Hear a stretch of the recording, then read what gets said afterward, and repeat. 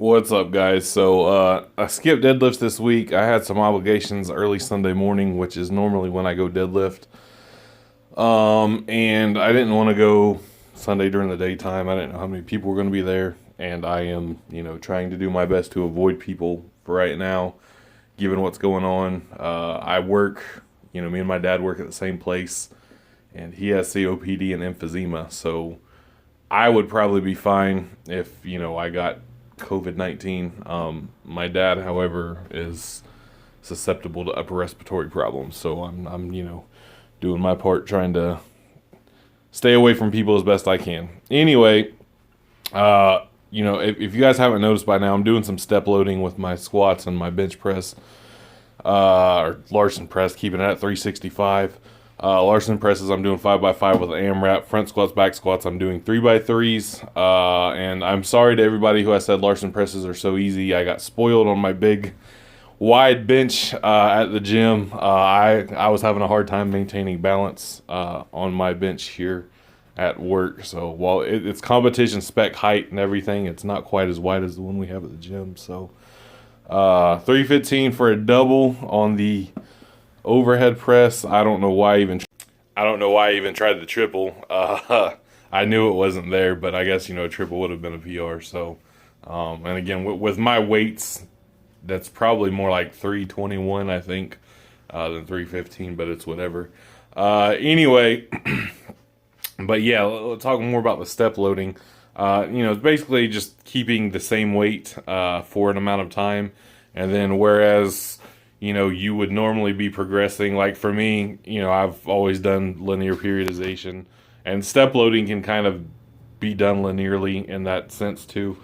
But I typically add 5 or 10 pounds a week. And this one, I'm running a 4-week block of it, so I'm gonna stay at 365 for 4 weeks, and then make a jump after that. And the theory behind it is, you can make a bigger jump than if you were progressing, X amount per week. So, say I do 365 for 4 weeks and decide to jump to 405, whereas if I would have been doing 5 pounds a week or something, it would get me to 385, 390 at the end of the 4 weeks. And I may be better acclimated to do 390 or 395 after 4 weeks of straight 365 rather than 4 weeks of just, linearly progressing. But like all things, we're all different. We all respond differently to different things. We're more similar than we're different. However, there are slight differences, and I just want to try something a little different. And especially the front squats, like they're moving way better now. Of course, I'm recording this after having done my 3rd week of front squats and back squats. You guys are seeing the second, and they flew this week. So, I kind of like that, and it's a little easier on my knee as well. Keeping the same weight for a little bit.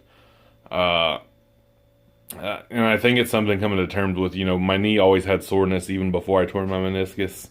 I had Osgood-Schlatters disease as a prepubescent boy, and I've dealt with tendonitis ever since then. So it's kind of now differentiating the pain, the soreness, lingering issues, being from one or the other. So yeah, that's that. Probably I may go do deadlifts this Sunday, assuming our gym's still open. The governor has suggested that we not do these things in Tennessee. I know in Nashville, Tennessee, the mayor there shut down all their gyms, and restaurants are takeout only and all that stuff, which is happening all over the country. I imagine it's just a matter of time before it happens here too, especially since the governor is he's not enforcing anything, but he suggested.